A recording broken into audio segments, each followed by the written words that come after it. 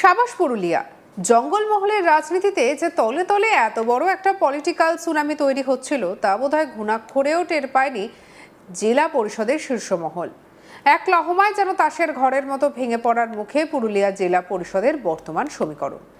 একেবারে নজিরবিহীন এবং বেনজির রাজনৈতিক চমক দিয়ে জেলা পরিষদের সভাধিপতি নিবেদিতা মাহাতো এবং সহকারী সভাধিপতি সুজয় ব্যানার্জির বিরুদ্ধে একযোগে অনাস্থা প্রস্তাব জমা দিলেন 24 জন জেলা পরিষদ সদস্য।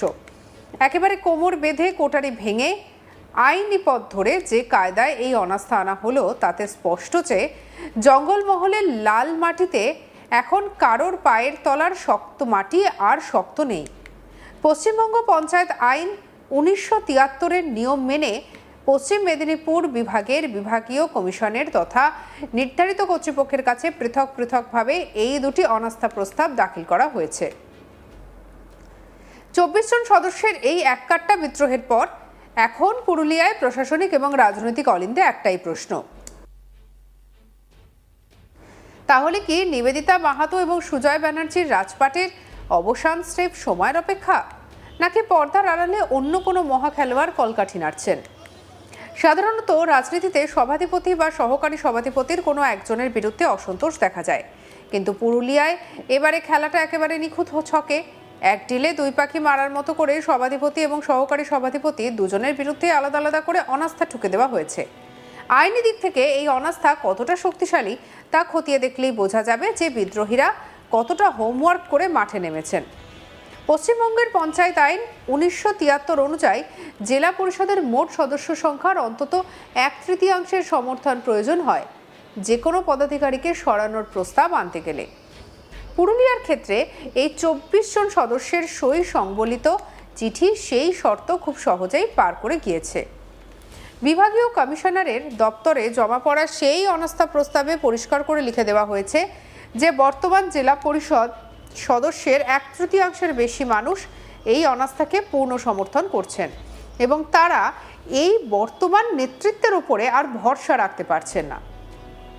আইন অনুযায়ী এখন বল চলে গেছে মেদিনীপুরের বিভাগীয় কমিশনারের কোর্টে। নিয়মের বেড়াজালে এই প্রস্তাবকে বৈধ হিসেবে গ্রহণ করে একটি নির্দিষ্ট এবং নির্ধারিত সময়ের মধ্যে পুরুলিয়া জেলা পরিষদের একটি বিশেষ সভা বা স্পেশাল মিটিং ডাকতে হবে প্রশাসনকে। আর সেই বিশেষ সভাতেই ভোটাভুটির মাধ্যমে ঠিক হবে নিবেদিতা মাহাতো এবং সুজয় ব্যানার্জির ভাগ্য।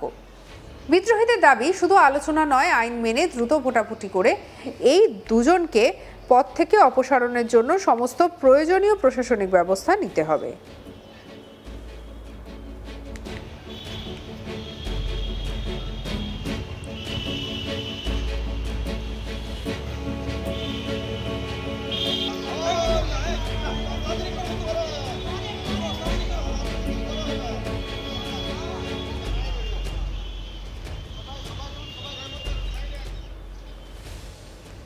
এখন প্রশ্ন হচ্ছে, হঠাৎ কি এমন হলো যে এক লহমায় 24 জন সদস্য এককাট্টা হয়ে নিজেদের দলেরই বা নিজেদের বোর্ডেরই শীর্ষ দুই নেতার বিরুদ্ধে যুদ্ধ ঘোষণা করে দিলেন?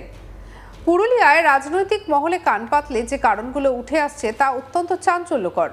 প্রথমত, জেলা পরিষদের অন্দরে দীর্ঘদিন ধরেই একনায়কতন্ত্রের অভিযোগ উঠেছে। গ্রাউন্ড লেভেলে জেলা পরিষদের সদস্যরা বারবার ক্ষোভ প্রকাশ করেছেন যে তাদের এলাকায় উন্নয়নের জন্য কোনো ফান্ড দেওয়া হচ্ছিল না, কিংবা গুরুত্বপূর্ণ কোনো সিদ্ধান্ত নেওয়ার সময় তাদেরকে অন্ধকারে রেখেই নেওয়া হতো। সভাধিপতি নিবেদিতা মাহাতো এবং সহকারী সভাধিপতি সুজয় ব্যানার্জির বিরুদ্ধে একটা অলিখিত কোটারি বা সিন্ডিকেট চালানোর অভিযোগ তলে তলে দানা বাঁধে। আর সেখানে ক্ষোভের প্রধান কারণগুলির মধ্যে ছিল উন্নয়নের ফান্ডের সুষম বন্টন না হওয়া এবং একাংশের বঞ্চনা, সিদ্ধান্ত গ্রহণে একনায়কতন্ত্র এবং সাধারণ সদস্যদের গুরুত্ব না দেওয়া, এবং দলের অন্দরে ক্ষমতার হ্রাস নিজেদের হাতে রাখার মরিয়া চেষ্টা। দ্বিতীয়ত, সুজয় ব্যানার্জির মতো পোড় খাওয়া রাজনীতিক এবং নিবেদিতা মাহাতোর মতো প্রভাবশালী নেত্রীর এই যৌথ রসায়নের ফাটল ধরানো মোটেও সহজ ছিল না। আমাদের কালিক সত্যজিতের রিপোর্ট দেখব। পুরুলিয়ার রাজনীতিতে ইতিমধ্যেই বড় চমক দেখা দিয়েছে। পুরুলিয়া জেলার যে জেলা পরিষদ রয়েছে সেই জেলা পরিষদের 24 জন সদস্য পশ্চিম মেদিনীপুরের নির্দিষ্ট কর্তৃপক্ষের কাছে জেলা পরিষদের সভাধিপতি নিবেদিতা মাহাতো এবং সহসভাধিপতি, যিনি এখন বর্তমানে পুলিশ কাস্টাডিতে বা জেলে রয়েছেন, সুজয় বন্দ্যোপাধ্যায় তাদের নামে অনাস্থা প্রস্তাব রেখেছে। যদিও এই বিষয়ে সেই 24 জন সদস্যদের মধ্যে দু একজন সদস্যকে আমরা জিজ্ঞাসা করি ফোন মারফত, তারা জানায় যে গত 3 বছর তাদেরকে কিন্তু কোনো কাজ সেভাবে করতে দেওয়া হয়নি। কোনো কাজ যদি জেলা পরিষদে আসতো সেই বিষয়ে তাদেরকে কিছু অবগত করতো না। এলাকার মানুষের ভোট পেয়ে তারা প্রতিনিধি, জনপ্রতিনিধি হয়ে জেলা পরিষদের সদস্য হয়ে জেলা পরিষদে গেছে, কিন্তু যদি সাধারণ মানুষে কাজ না করতে পারে তাহলে তারা পরবর্তীকালে সাধারণ মানুষের কাছে মুখ দেখাবে কিভাবে, এই আত্মগ্লানিতে তারা ভুগছে। যদিও এই ঘটনা নিয়ে ইতিমধ্যেই জেলার রাজনীতি তোলপাড়।